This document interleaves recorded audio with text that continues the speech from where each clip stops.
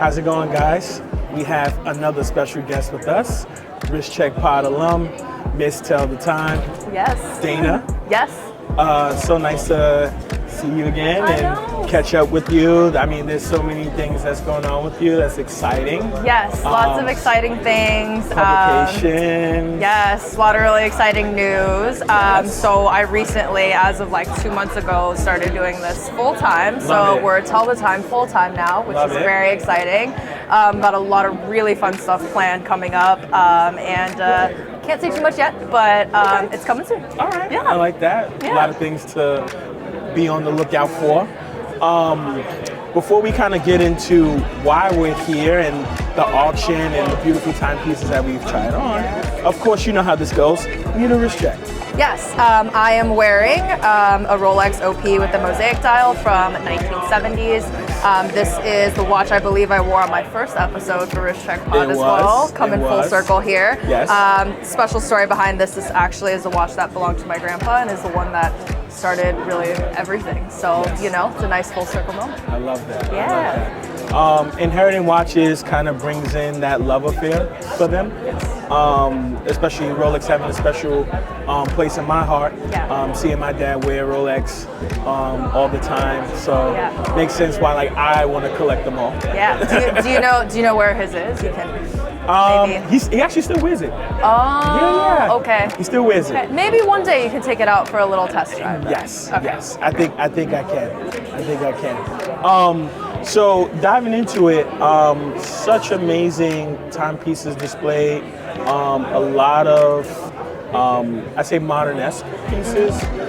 There's some vintage in there, not too much, but there's a lot of like modern watches. Yeah. Is there anything that you've seen so far that spikes your interest?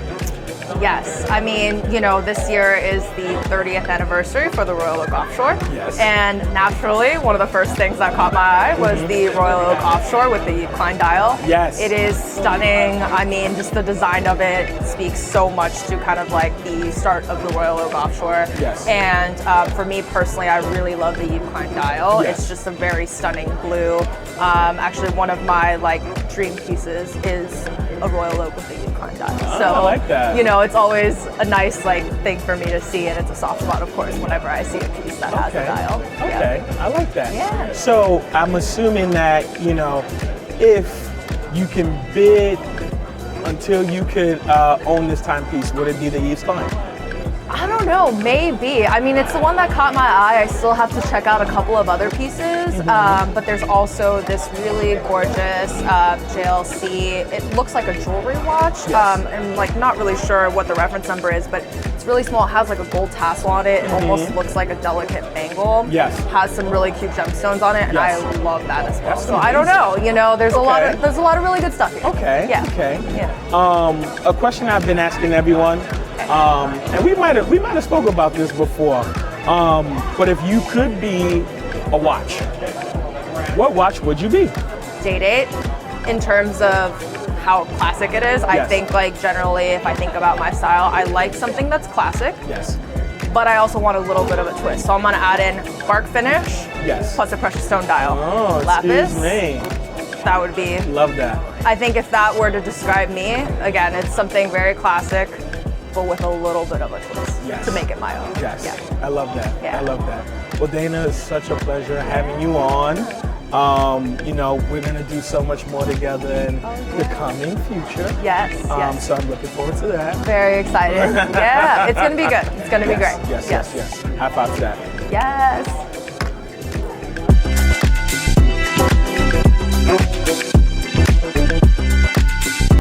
What's going on, guys? We have a very special guest here. No stranger to the couch of WCP, Mr. Carlos. What's going on? All good, brother. I mean, very happy to be here, invited by the nice folks of Sothebys to see this very nice auction. They have significant bangers. Yes. Which I'm very excited to see. Yes. And we're passing through a very interesting time because right now a lot of very nice watches, a little more obscure references are coming up, and they are fantastic, you know, price, bang for buck. Yes. So I agree. Definitely something that I'm looking forward. I agree. before we dive into all the bangers that we've seen, we have to do our honorary wrist check. What you got on the wrist? Well, as you guys may probably understand, I'm wearing the Meg 1 Jump Hour, of course. This is the first of the watches that we have created at Meg Watches. And of course, I gotta have it, man. I gotta have it. This time on the proper ostrich leather that we're gonna be, supplying the watch with. And this is actually the P3, which the last time I was wearing the old version of the watch. This has the new case. That's amazing. Yes, sir. No, it does have a bit of a different look than the first one we see. Indeed. The profile of the case. So we devised it a little bit differently from the initial prototype. This one has 30% slimmer mid case. The entire bezel was reworked, and it has a slew of 46 different variations and upgrades that it makes the watch just significantly better. That's amazing. Yeah. That's amazing. So getting to the bangers, what bangers have you seen that are going up for auction that spikes your interest? Well, I definitely saw a Rashawn Traditional that they fully covered by diamonds. That is such a gorgeous watch. Yes. And with a proper size. This is, I believe, that is at 36 millimeters. Those new movements in-house from Rashawn, based on the 4400, are just bulletproof. Great watch, great movement. And at the same time, the way that they do the entire bejewel or the jewelry into the watch, all the diamonds set, the stone sets, is just absolutely fantastic. Yes. The contrast, the legibility, everything, they did it absolutely fantastic. That is one of them. And on the other side, I saw, of course, we have the Perpetual Nautilus. Yes. That is a watch that is impossible to pass by and not recognize how beautiful it is. Yes. It wears absolutely fantastic on the wrist, and I wish that Patek Philippe will continue to do smaller size Nautilus, because this actually wears a little bit smaller. Application and everything else is just absolutely fantastic. There are many others. We can spend here a couple more minutes talking about them, but true. Those two were definitely one of the highlights for me. Okay. Kind of a personal question I want to ask. How do you feel about watches going on auction? Because you do produce watches, and of course, auctions kind of dictate the value, or at least like secondary value of timepieces. Is Meg Watches a brand that you would love to see in auction, or do you want to keep it pure? What's your take on it? I think that it's a natural development of any brand, because at the end of the day, this being an art expression is the perfect marriage between art and engineering, craftsmanship, watchmaking in general. That's what it is, right? Once that piece of art, you as a creator, pass it into its new owner, a new home, that piece of art is to that owner whatever it is that they please, that they want to do. So it's most likely one of our pieces will end up in an auction, and it will be an absolute pleasure for me to see how it goes. It tends to be that when you produce such a small scale watches, in our case, we're just producing 50 watches this year. Maybe next year we're going to be producing 150, but it's such a low production and high quality that not a lot of people have the chance to get one of these watches. So the rarity and the exclusivity, because guys, I'm extremely picky with the people that want to buy one of these watches. Because the people that wear one of your watches, you want them to be a little bit of a representation of who you are and what you believe in. So I think it's a natural recourse of any watch to end up being there. And of course, starting to see that they go up in value quite significantly is one of those significant metrics for secondary market to see how the brand equity is. Because it's not so much about the brand, the watch in particular, it's the brand equity per se. So I could say that's definitely extremely important. And hopefully one day we're going to be here in Sothebys or any other of the auction houses seeing one of our watches going for auction. Yes, I'd love to see that for the years to come. No doubt. Watches. I really appreciate you hanging out on the couch with us again. Thank you. Such a pleasure, of course. Thank you. Thank you for the invitation, guys. Absolutely.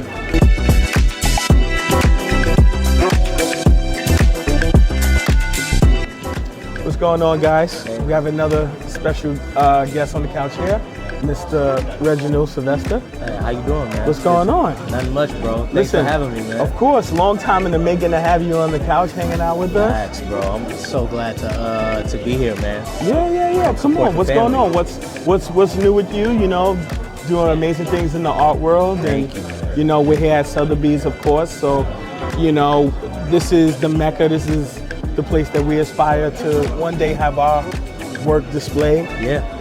How does it feel, man? Feels good. The last time I was here, I was looking at the works that they had in auction.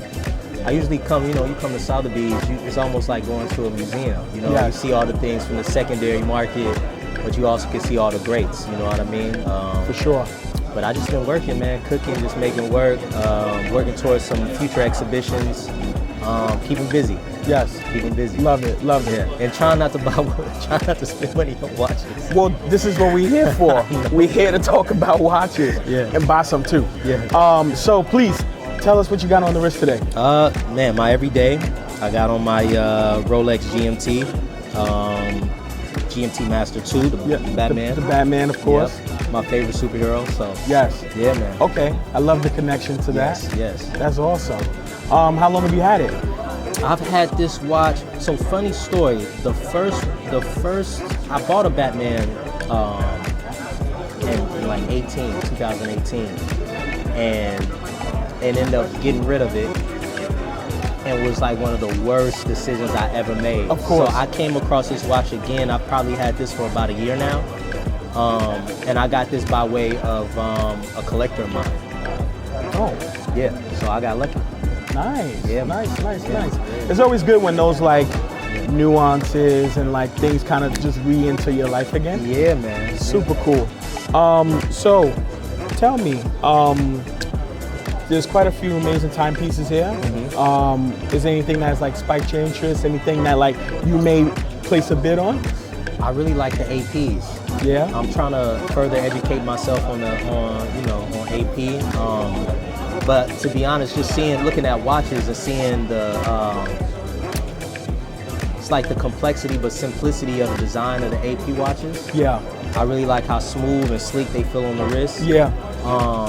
So that's, if anything, that's kind of what I've been looking at. Okay. I have a few Rolexes, but no AP. Yeah, no AP yet. Okay. No AP yet. Okay. So maybe you'll be able to get some here at a nice bidding price, closing price. Facts. Yeah. Yeah.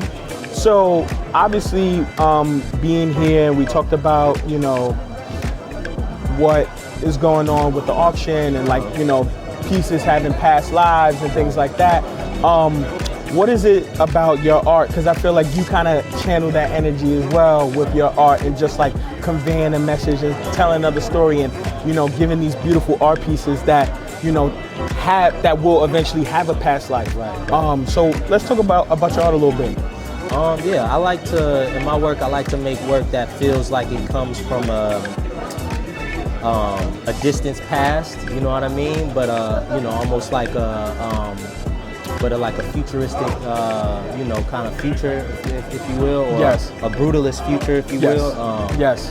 And I like to speak about a lot of religious themes or biblical themes throughout my work. Yeah. I just like to deal with kind of aesthetics that deal with timelessness. And I think, that's why I like, watches. I think watches are timeless, from, old watches that, old pocket watches all the way till, us wearing wristwatches. And I try to keep those kind of those aesthetics and that sensibility within my work. Love it. But yeah, right now I'm making, it's funny enough, a lot of the work that I'm making right now is concentrated around steel and stainless steel. We've been working with steel sculptures. Yes. And working with foundries and that, right, and also trying to make the abstractions feel like steel. So even just thinking about the watch that I'm wearing every day, thinking about the APs I've been looking at, they have that super clean stainless, energy to them, feel to them. And so, but that's where I'm at with it right now. I love it. Well, we got to get you on the couch for a full episode, but that about wraps things up. Yep. Pleasure to have you. Thank you, man. Can't wait to do this again. Yes, sir. My man. Sir.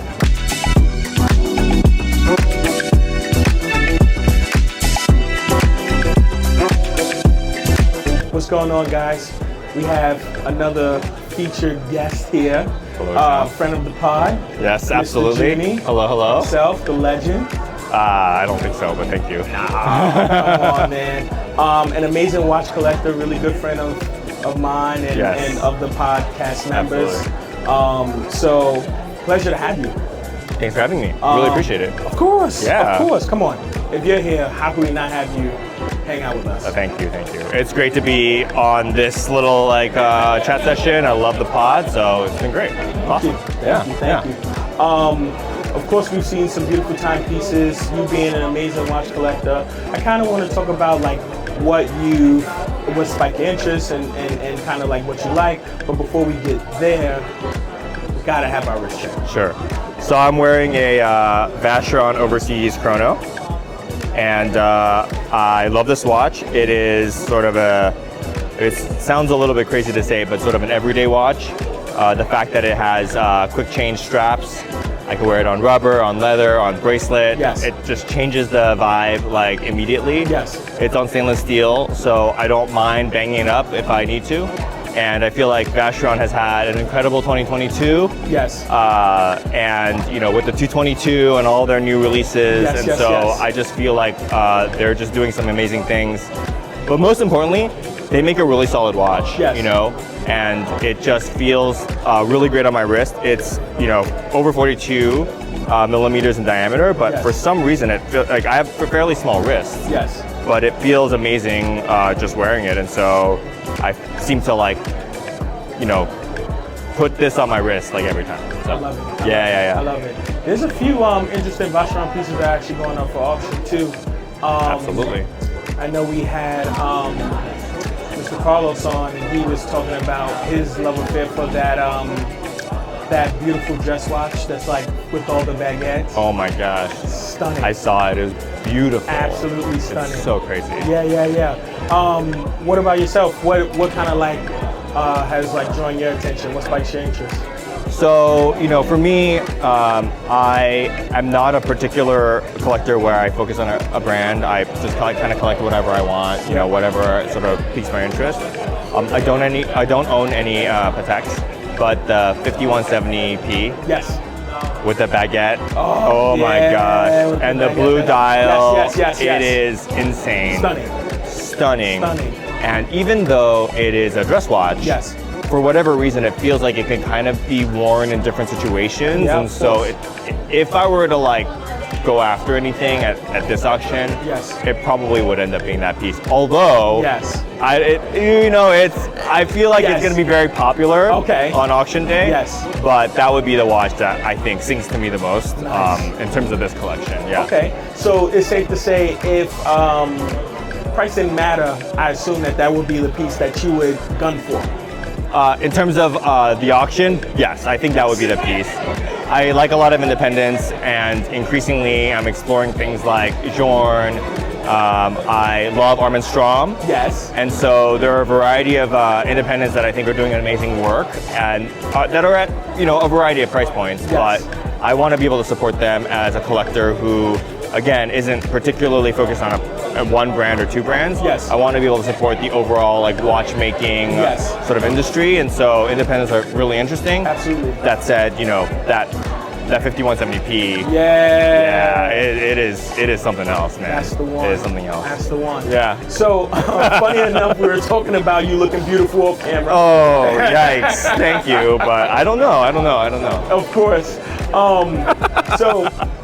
The question I've been asking everyone that's been hanging out with me so far is, if you were to be a watch, what watch would you be? If you could be a beautiful watch, what watch would you be?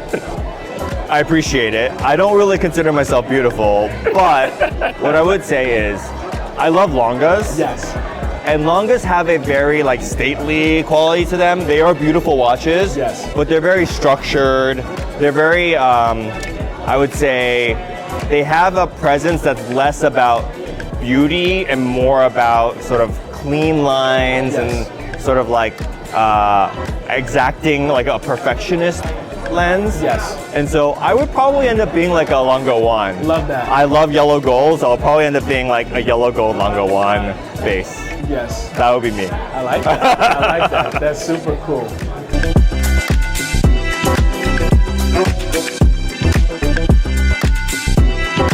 What's going on, guys? We have a special guest here on the couch, our good friend Nunu. Hey everyone. Thanks for having me. Yes, of course. Thank you for taking the time to sit down with us for the special event with Sothebys here. Before we get started and talk about the timepieces that you've seen, we have to do our honorary wrist check. Okay. So please share what you got on the wrist. So I'm wearing a 31mm Datejust Wow. with mother of pearl. I got it as a graduation present Beautiful. 2 years ago now. So Wow. yeah, it's just been on the wrist since. And Love it has it. some special meaning. Yeah. Does it get a lot of wrist time? Do you kind of Every switch them day. out? Yeah. No, every day. I used to wear my mom's JLC Ladies Squadra Duetto. Nice. But she asked for it back, and I've been begging for it ever since. Okay. Still trying to convince her, but if I'm able to, get that, Yes. I think I'll switch it out a little more. Yeah. I mostly like it's that. this I one. like that. Yeah. Even the idea of gem setting and choosing diamonds to be your everyday wear, I think is something that is very impressive, and it kind of like speaks to who you are. It's like someone that's charismatic and like just a bright shining light. I try not to let that, just because it is gem set, Yes. I try not to let it be like, oh, it's only for certain occasions. I think just be wearing it casually every day just puts less emphasis on that. It's just so casual to me. Yes. Like not casual, but I'm not just like, oh, it's only for special occasions. Yes. I'm putting so much meaning Love on that. it. Love that. Yeah. Love that. That's really cool. So we have to get into the timepieces that are going on auction. What spikes your interest? So I did see this JLC 1959 one. So it's not really like your traditional wrist watch. It's more like a jewelry piece. Yes. With like a tassel on it, different gems. So I do think that's very different to just your traditional timepieces. Yeah. I think it caught my eye like literally immediately. And also it's just JLC, which for me is, probably one of my favorite brands. So I think for me that piece really caught my eye. I like that. I like Probably that. my favorite one in this Really? in this lot. Okay, that's high praise. So very high praise out of all the watches. Okay. So one more question for you. If you were to be a watch, what watch would it be? Again, I'm gonna do JLC, the classic Reverso Duetto. I think JLC for me, it's just so classy, it's so elegant with like the rice bracelet and pink gold. Reverso duo face. I think it's just so versatile, but also if you're feeling like a darker dial, one day you can flip it over, change your mind, flip it over to another dial. So yeah, I think it's up there for me. So if I could be on anyone's wrist and make them happy, because I know I would be so happy having that on my wrist. So yeah.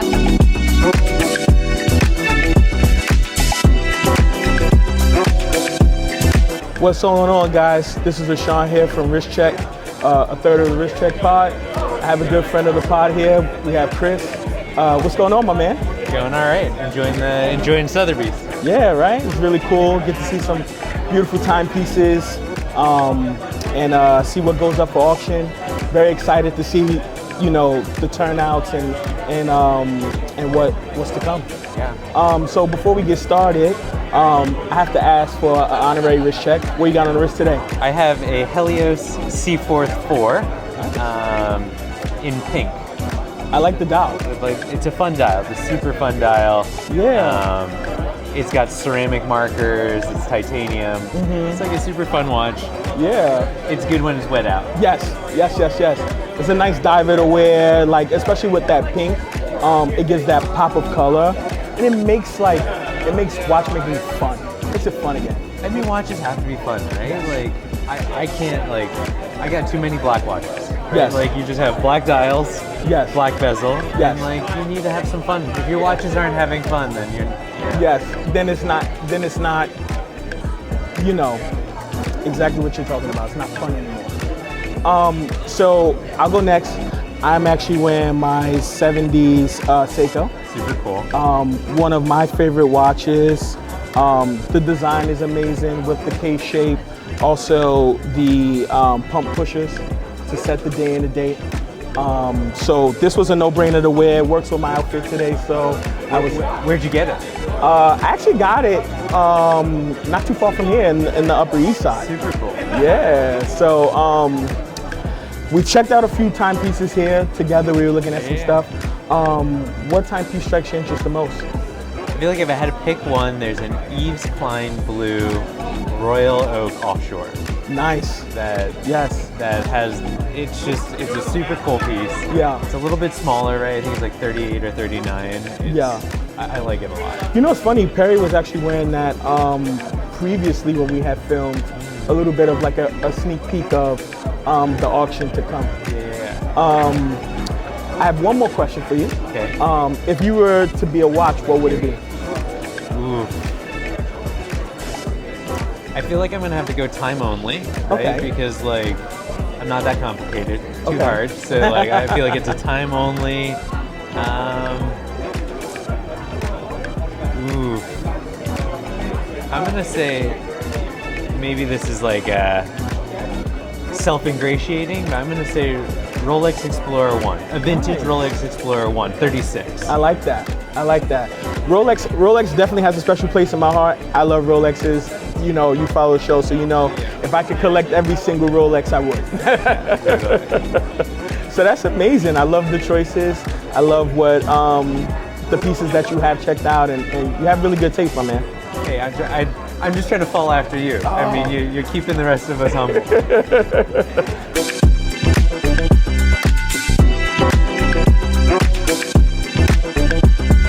What's going on, guys? We have another special guest with us here on the couch. Really good friend of the pod, Mr. Zach Glass himself. Thank you. It's great to be here. What's going on?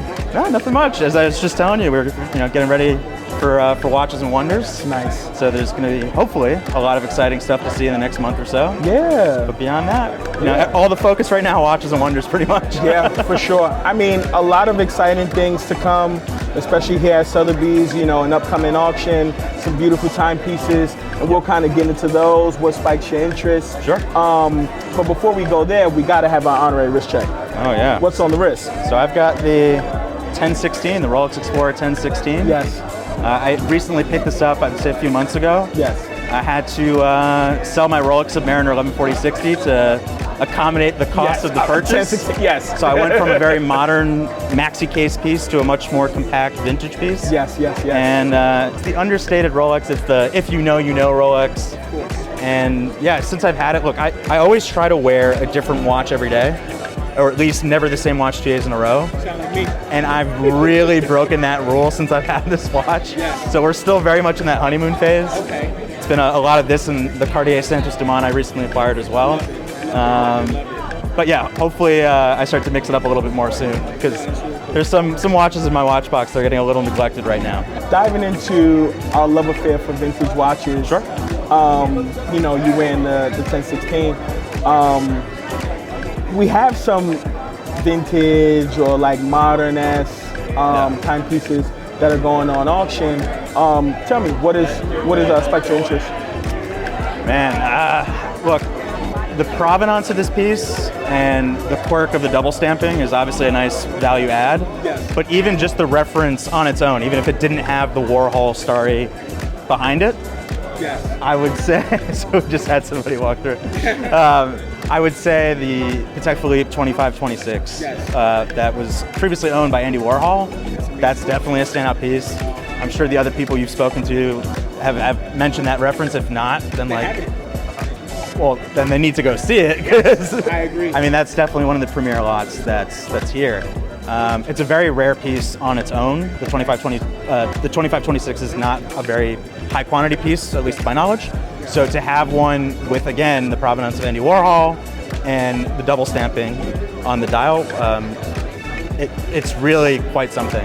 And the special part about a 2526, just in general, is the white enamel dial.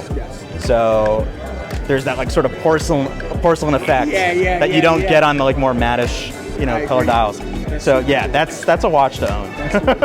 I mean, if I could be a watch, which timepiece would I be? It'd be the Cartier Crash. Ooh. because that's the trending it person. Maybe I'm being superficial or expressing a need to be loved by everybody, but I feel like that's the cool watch right now. And also, like, it's got a very elegant design. It's quirky, so I like to think I have a bit of an edge, that I'm not just your straight run-of-the-mill watch editor in the industry. So yeah, I'll go with the Cartier Crash. Why not?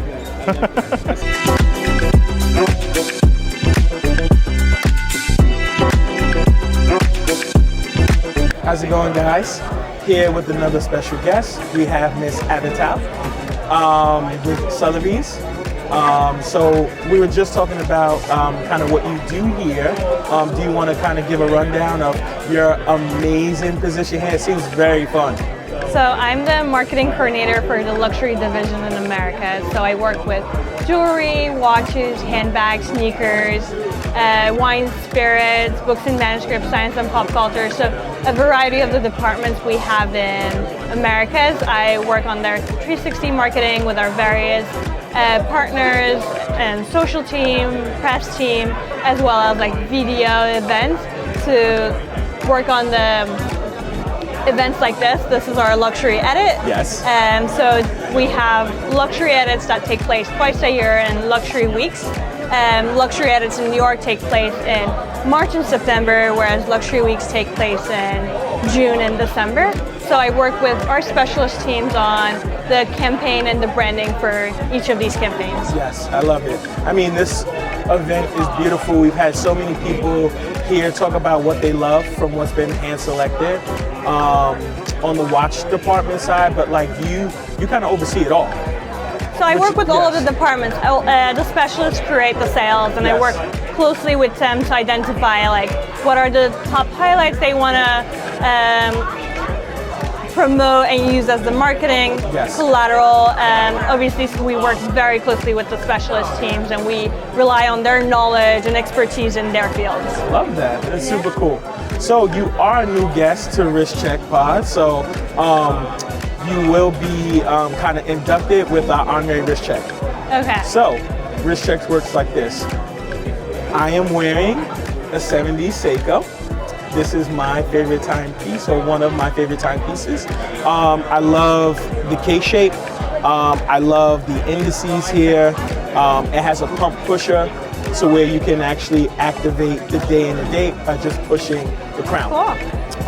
So I love the fun color. Oh yes, the funky blue dial. Yes. Yes. Pretty. What do you have on the wrist? So I have a Rolex. I am not as knowledgeable as you or our specialist on like exact details about the watch. Yes.